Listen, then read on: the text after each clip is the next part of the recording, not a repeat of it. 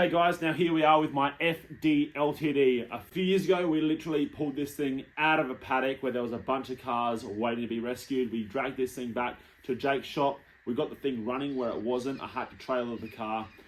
Once it sat there for a little while, I started working on the body. We ended up doing a full paint and panel job on this. Closed door only, I haven't finished it, but it's getting there. It's now becoming a bit of a weekender for me. In addition to a paint job on this car, I've gone over the full suspension. I've got Petters shocks all round. I've got King springs. This thing is driving a hell of a lot nicer than the old top springs that we had before. I'm running a set of genuine rip-off centerline auto drags on this car. The Adelaide hubcaps. I've done a white wall just to be a little bit different. We've then got Sean from Fine Line Window Tinting to run some darkest legal tint on this car, and it's starting to look the part. So a few weeks ago, we attended Drag Challenge as a spectator here at Tail and Bend. It was an awesome event. There was a show and shine that we wanted to take the LTD to, but unfortunately, I've been chasing an intermittent fuel issue. It's been really hard to try and get the thing to rev up. It would struggle with power, it won't rev up, and I was chasing some problems. So after pulling the pin on this car, we took the Tirana. It was a great event. But when I got home, I decided I wanted to fix this thing. So I then set about trying to find the issue. Let's take a look at what happened.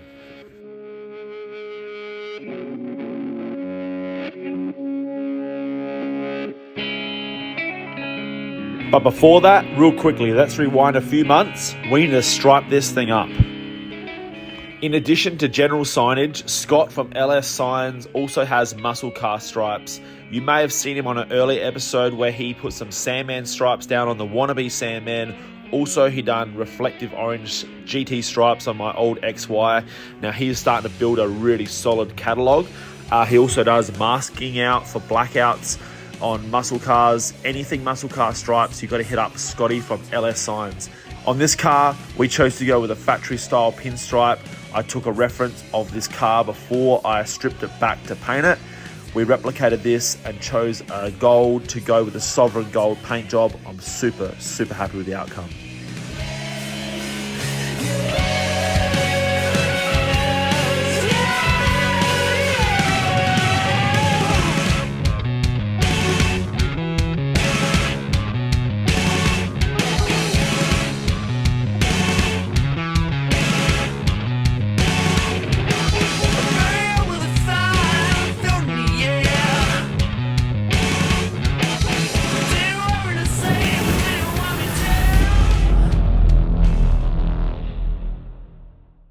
Alright guys, so tonight we're just having a little bit of a go on the old LTD. We went to Drag Challenge today and we took Andrew's Tirana. That thing did not miss a beat as per usual, but I wanted to take the LTD out on Saturday for the show and shine section. Now once again, hay fevered up, sounding terrible, so deal with that. So I thought I'd take the LTD out for a spin tonight, try and overcome a little bit of a running issue this thing's got. It doesn't seem to want to run when this, I think it's called a mass airflow meter, which is on the top of the air cleaner on the EFI Falcons. When that's plugged in, it doesn't want to run. So I've unplugged it, it does run, but super rich. As soon as you plug it back in, it dies. So just trying to work that out. I thought I'd take it for a spin with it unplugged and see how it actually runs. Got it into the street and it conked out on me and would not start. It's been starting and running here every time, but of course as soon as I get down the driveway, out the street, it's dead. Anyway, Andrea towed me back with the F-truck. So here I am. Plugs are fouled as almighty hell. Don't know if I've done them. Who knows, man. So I thought, well, you know what, let's change some plugs. So I scrounged through my pile of plugs that I've got. Luckily I had some brand new BP5ESs. The ones that are coming out of it are equivalent to a BP6ES. I believe that the plug I'm putting in is 1 grade hotter, but I'm no plug expert. But we'll bang these in. They're the same size, the same number, except for the 5 versus the 6. So We're pretty close. It's close enough for me to bang it on in and see if this is the starting problem, because I've done a bit of fault finding. The fuel pump in the back is working. The high pressure fuel pump is only, I think they only got one in these car. Unlike the VL Commodore, they've got two. Stupid idea. This one's got one fuel pump and it seems to be working. But is it working adequately? Is it blocked up? Been on to our mate Jim. He's sort of our go-to when we have little issues like this, and he advised that they are pretty bad for blocking up fuel pumps, especially when it's been sitting around. This car was sitting around for years, so maybe the fuel tank's fully blocked up. So I'm going to throw a set of plugs in it and then see if it runs. But regardless, we're going to still have, I think we might have a fuel pressure situation. So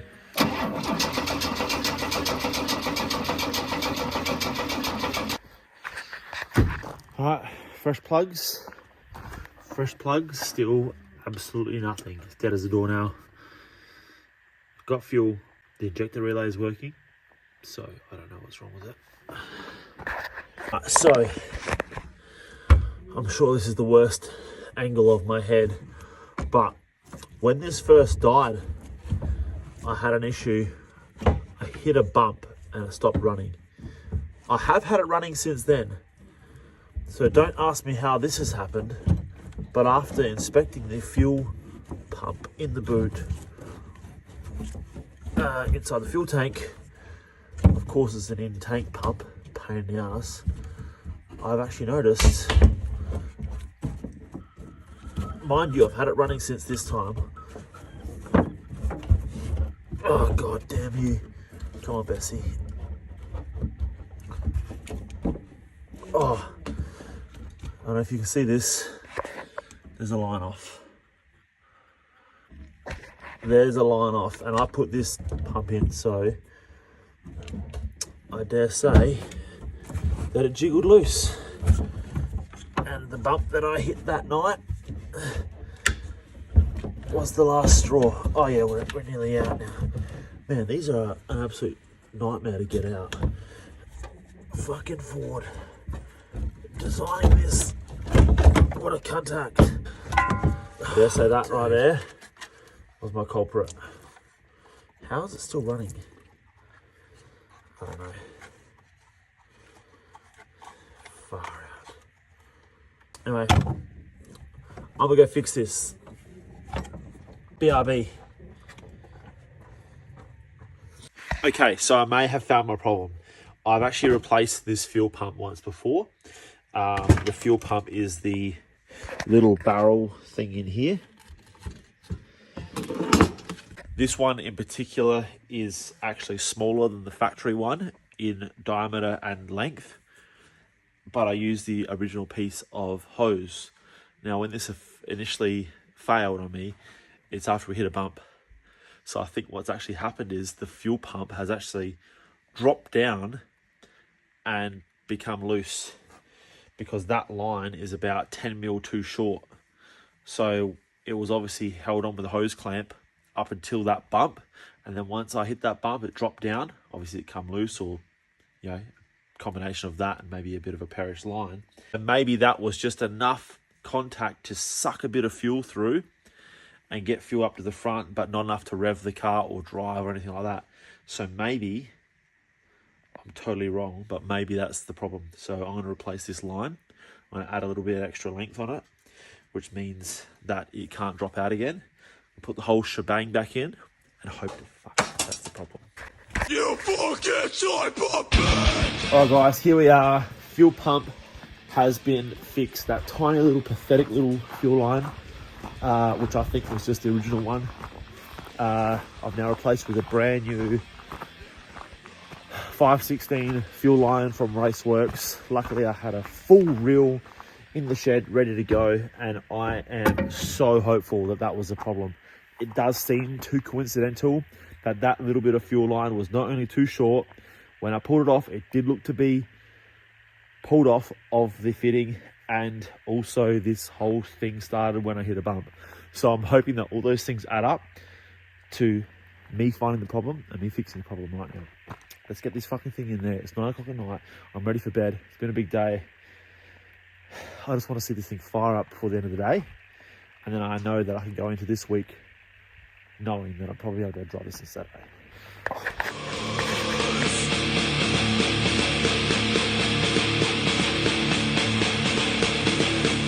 All right, here we go, guys. This is it. So pumped if this is all fixed.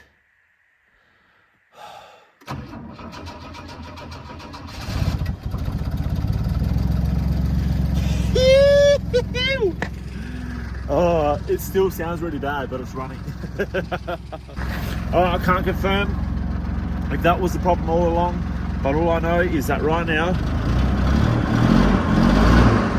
it's running on like 4 cylinders. I don't know why it's running so bad, but it's running. All right, that's a win. That's enough for tonight. We'll reassess tomorrow sometime.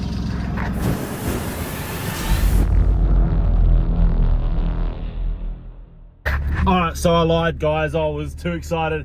I wanted to try this thing. So it seems to be running fine, but earlier this afternoon when I tried to test drive it, it failed me at the end of the street. Andrew had to tow me home in the F truck. So she just had a shower. She said, I'm not towing you this time. If you want to test drive it, test drive in the paddock. So here we are, paddock bashing in the LTD.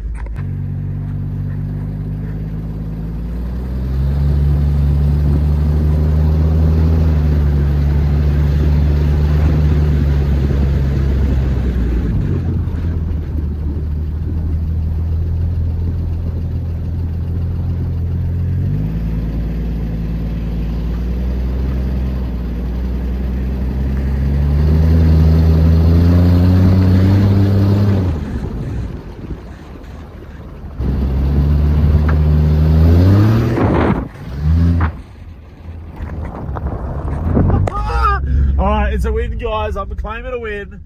This puppy is running like a charm. Man, I am freaking stoked. Oh, the flash on this is really annoying.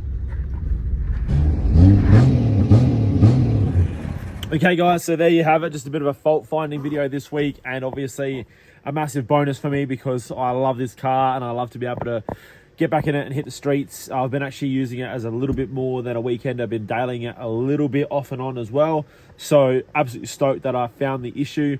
Now, I have been working on this thing a little bit more behind the scenes. I've got a bit of a stereo sound system going in this, which you'll see on an upcoming episode once that is all complete.